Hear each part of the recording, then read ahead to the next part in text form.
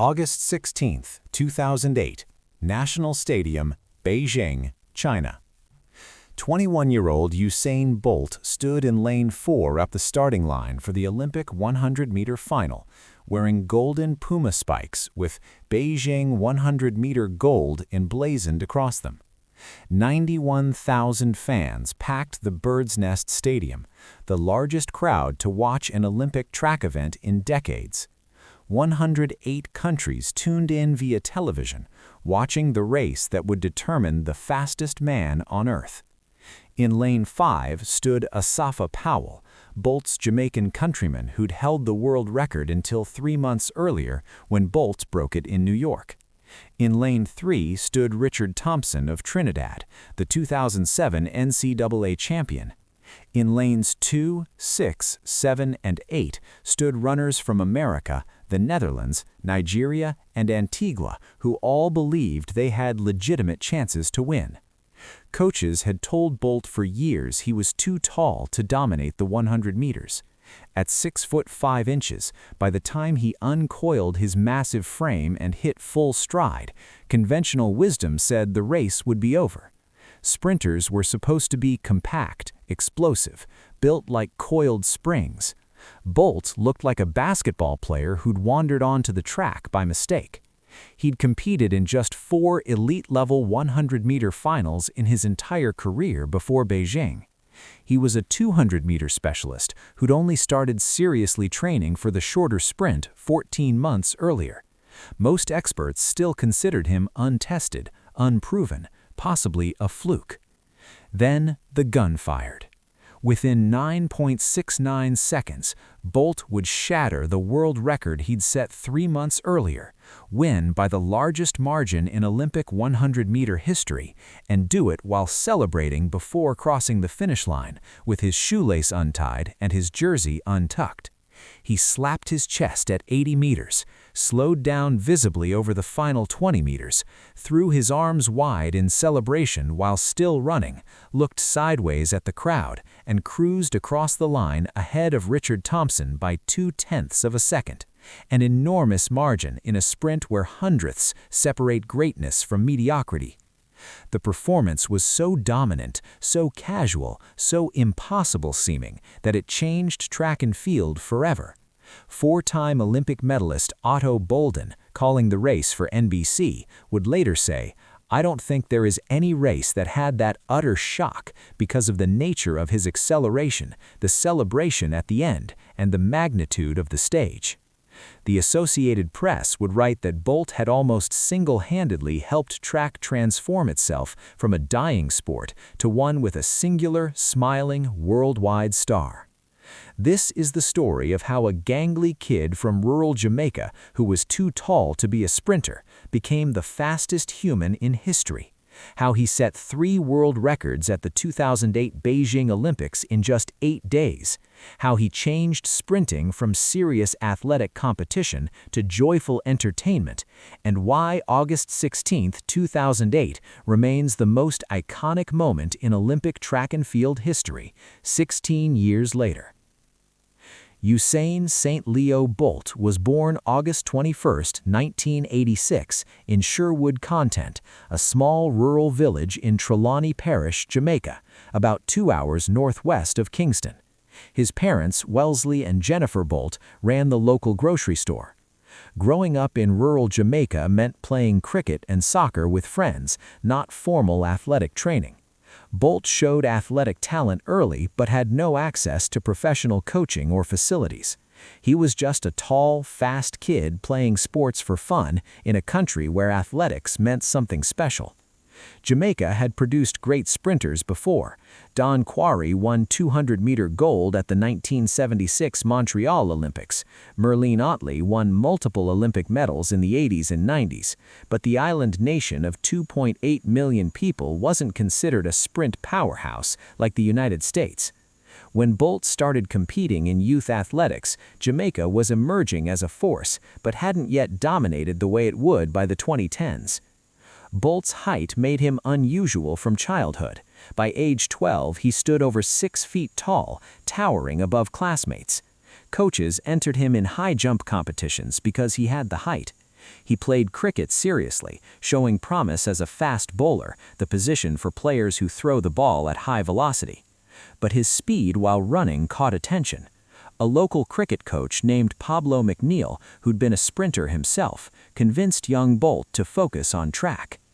At William Knibb Memorial High School in Martha Brae, Bolt began training seriously at age 14 under coach Dwayne Barrett.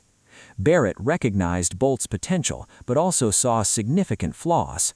Bolt was lazy in training, preferring to joke around rather than work hard. He had natural speed but poor technique. His long legs meant his stride pattern was different from compact sprinters who dominated the sport for decades. Barrett worked on Bolt's discipline, making him do the repetitive drills that build sprint mechanics, but Bolt's attitude remained casual. He was talented, not obsessed. In July 2002, at age 15, Bolt competed in the IAAF World Junior Championships held in Kingston, Jamaica. Running in front of the biggest crowd the meet had ever seen, the home crowd desperately wanting a local hero, Bolt won the 200 meters in 20.69 seconds, becoming the youngest World Junior gold medalist ever. The performance announced his arrival to the global athletics community. This tall Jamaican teenager was special. But success at 15 didn't guarantee professional excellence. Bolt's progression from 2002 to 2007 was slow, hampered by injuries, inconsistent training, and his preference for the 200 meters and 400 meters rather than the 100 meters. He turned professional in 2004, signing a sponsorship deal with Puma. At the 2004 Olympics, competing at age 17 in his first games, Bolt suffered a hamstring injury during training and was eliminated in the 200-meter heats, running a disappointing 20.10 seconds. The experience was humiliating, a reality check that talent alone wasn't enough. From 2004 to 2006, Bolt struggled with injuries and inconsistent form. His coach, Glen Mills, who'd taken over training responsibilities in late 2004, was frustrated by Bolt's lack of discipline. Mills had trained other world-class sprinters and knew what separated good athletes from champions: consistent training, attention to detail, mental focus. Bolt had none of these qualities. He showed up late to training sessions. He skipped workouts. He ate fast food rather than maintaining a sprinter's diet. Mills considered dropping Bolt multiple times, believing the talent was being wasted on an athlete who didn't care enough. Then what changed was maturity and motivation. After disappointing performances in 2005 and early 2006, Bolt finally committed to serious training. He stopped skipping workouts. He followed Mills's strength and conditioning programs. He worked on his start, the weakest part of his race, spending hours in starting blocks practicing his explosive first steps. 2007, Bolt was running the 200 meters faster than ever, winning 2 silver medals at the World Championships in Osaka, his first major international medals at the senior level. But Bolt hated training for 400 meters. The distance required extensive endurance work, long training sessions focused on building lactate tolerance and cardiovascular capacity. Bolt found it boring and exhausting. He wanted to try the 100 meters, the sprint that required explosive power and speed but less endurance training. Mills was skeptical. At 6'5" Bolt was too tall for the 100. His height meant he needed more time to reach full stride. In a race lasting under 10 seconds, those extra fractions of a second reaching top speed would be fatal. The 100 meters was for compact, explosive sprinters built like Carl Lewis or Maurice Green, not lanky basketball player types like Bolt. They made a deal. In July 2007, Bolt would run a 100-meter race at a minor meet in Rethymno, Crete. If he broke 10.30 seconds, Mills would let him focus on 100 and 200 meters and drop the hated 400. Bolt ran 10.003 seconds, obliterating the target time. Mills, shocked that a runner with minimal 100-meter training could break 10 seconds on his first serious attempt, agreed to let Bolt focus on shorter sprints. The 2008 season began with Bolt still considered a 200-meter specialist. On May 3, 2008, at the Jamaica Invitational in Kingston, Bolt ran his first elite-level 100-meter final. He won in 9.76 seconds, the second fastest time in history, just 0.02 seconds behind Asafa Powell's world record of 9.74 seconds. The performance shocked the athletics world. How had a 200-meter runner with almost no 100-meter experience run the second fastest time ever? 3 weeks later, on May 31, 2008, Bolt competed in the Reebok Grand Prix in New York City at Icon Stadium. The day began overcast with threatening weather. Just before Bolt's race, a lightning storm moved through Randall Island, delaying the meet. When the storm passed and racing resumed, Bolt ran 9.72 seconds, breaking Powell's world record. The media immediately dubbed him Lightning Bolt, making puns about the storm and his speed. Bolt embraced the nickname, later incorporating a lightning bolt pose into his celebrations. But breaking the world record in May didn't make Bolt the favorite for Olympic gold. Many experts remained skeptical. He'd only run 3 competitive 100-meter finals at the elite level. His starts were still slow compared to Powell or Tyson Gay, the reigning world champion. Yes, Bolt was fast once he reached full stride, but the Beijing Olympics would feature the best sprinters in the world over 3 rounds: heats, semifinals, and finals. Could Bolt maintain his form through multiple rounds, or was he a one-hit wonder who'd collapse under Olympic pressure? The 2008 Beijing Olympics opened August 8th with an elaborate ceremony at the National Stadium, nicknamed the Bird's Nest for its distinctive architecture. China had spent over $40 billion preparing for the Games, building new stadiums and infrastructure, determined to showcase the nation's emergence as a global power. The athletics competition began August 15th, with the men's 100-meter heats scheduled for August 15th and 16th. Bolt's first-round heat on August 15th was casual. He won in 10.20 seconds, jogging the final 20 meters, barely trying. His second-round heat the next morning was similar, 9.92 seconds, winning easily, celebrating before the finish. The semifinals later that day featured Bolt running 9.85 seconds, again easing up before the line. Critics noted his slow starts, averaging 0.165-second reaction times, significantly slower than rivals Powell at 0.134 and Thompson at 0.120. But once Bolt reached full stride around 60 meters, no one could match his speed. His top-end velocity was unprecedented for someone his size. The final was scheduled at 10:30 p.m. local time on August 16th, prime time for Chinese television and mid-morning for European audiences. 91,000 fans packed the Bird's Nest. The atmosphere was electric. In Lane 4, Bolt wore golden Puma spikes custom-made for the occasion with Beijing 100-meter gold written across them, a bold statement of confidence. In Lane 5, Asafa Powell, the former world record holder, was nursing a groin injury but desperate to win Jamaica's first Olympic 100-meter gold. In Lane 3, Richard Thompson of Trinidad and Tobago was the unknown who'd qualified fastest from the semifinals. The 8 finalists settled into the starting blocks. The stadium fell silent. Then Bolt stood up, danced briefly in his lane, made faces at the television cameras, waved to the crowd. The casual confidence bordered on arrogance. He looked like someone about to run in a practice session, not compete for Olympic gold. Finally, the runners settled. The starter gave the command, "On your marks, set." The gun fired. Bolt's reaction time was 0.165 seconds, the slowest of all 8 finalists. He was dead last out of the blocks. By 20 meters, he'd moved to 6th place. At 40 meters, he'd moved to 4th. At 50 meters, he was 3rd. At 60 meters, he took the lead. And then, over the final 40 meters, something extraordinary happened. Bolt accelerated away from the field like they were standing still. By 70 meters, he was 2 meters ahead. At 80 meters, with 20 meters remaining, Bolt slapped his chest twice with both hands, threw his arms wide, looked sideways towards the crowd, and slowed down. He was celebrating while still running. He glanced at the giant stadium screen showing his lead. He threw his arms wider. His shirt was untucked, his left shoelace was untied, flapping against the track. He wasn't running hard anymore. He was jogging, celebrating, performing for the cameras, and still pulling away from everyone behind him. Richard Thompson, running in Lane 3, was sprinting desperately for silver, crossing in 9.89 seconds.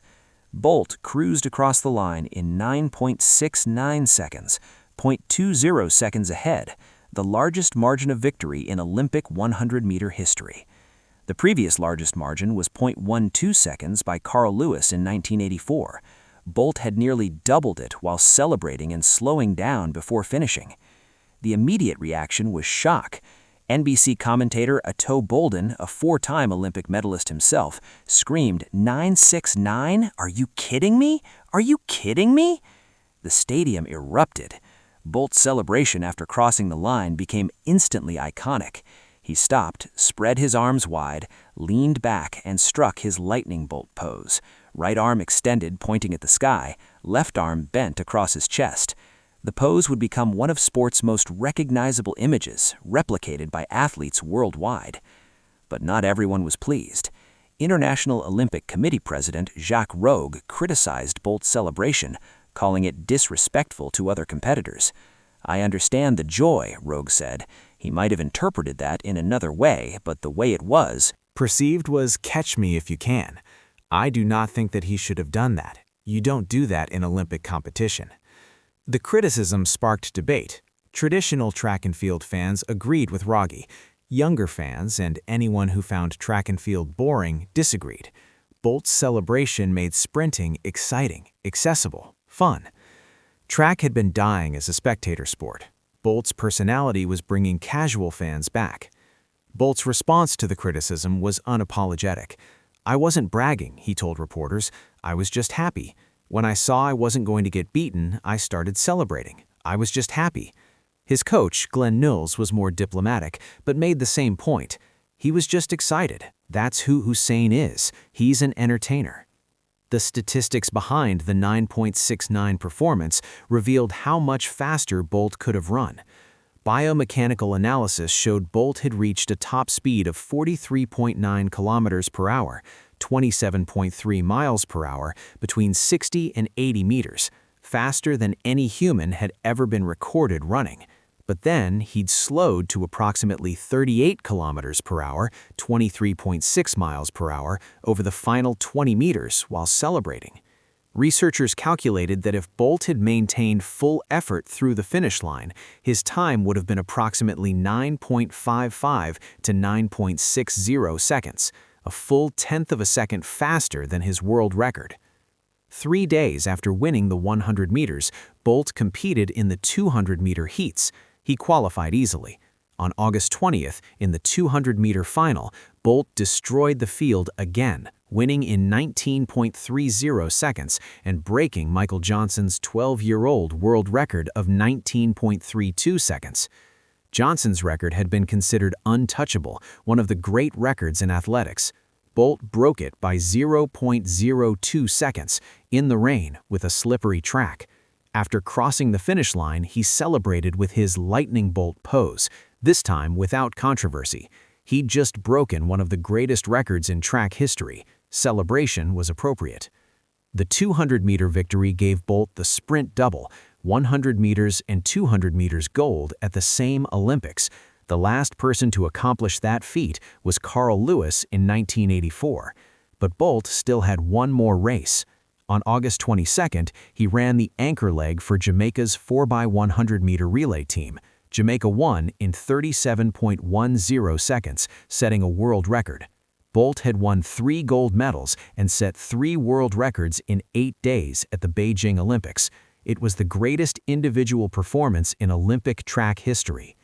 The cultural impact was immediate and enormous. Track and field, which had been struggling for relevance in the post-Carl Lewis, post-Michael Johnson era, suddenly had a superstar. Bolt's smiling face appeared on magazine covers worldwide. He became more famous than any track athlete since Jesse Owens. His lightning bolt pose was copied by soccer players, basketball players, children in playgrounds worldwide. He'd made sprinting cool again. Bolt's Beijing success was only the beginning. At the 2009 World Championships in Berlin, he lowered his 100-meter world record to 9.58 seconds, the largest single improvement in the record since electronic timing began. He also lowered his 200-meter record to 19.19 seconds. Both records still stand 15 years later, untouched and likely untouchable. The 100-meter record in particular is staggering. The second fastest time ever run is Bolt's 9.63 seconds from the 2012 Olympics. He holds the 3 fastest 100-meter times in history.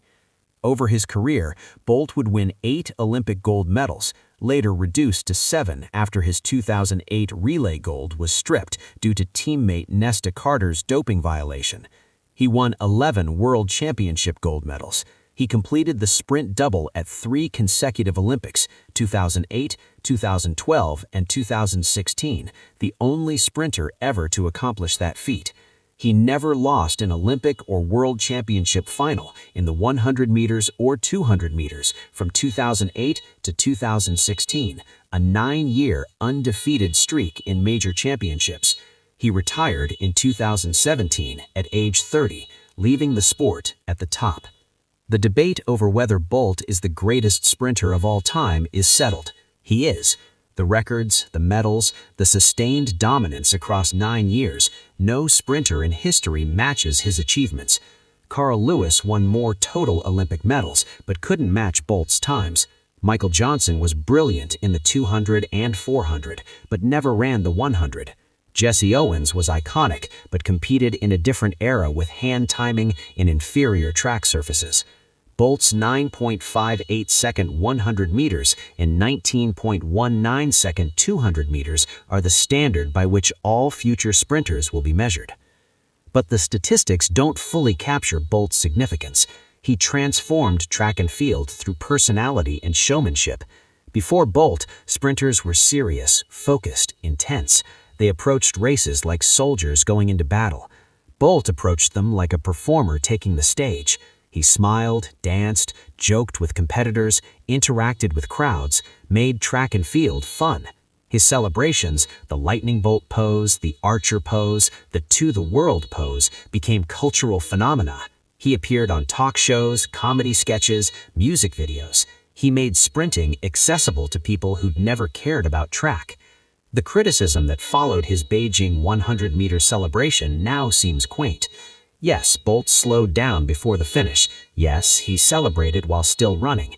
But that moment, Bolt at 80 meters, arms spread wide, shoelace untied, shirt untucked, grinning while destroying the best sprinters in the world, captured something essential about sports.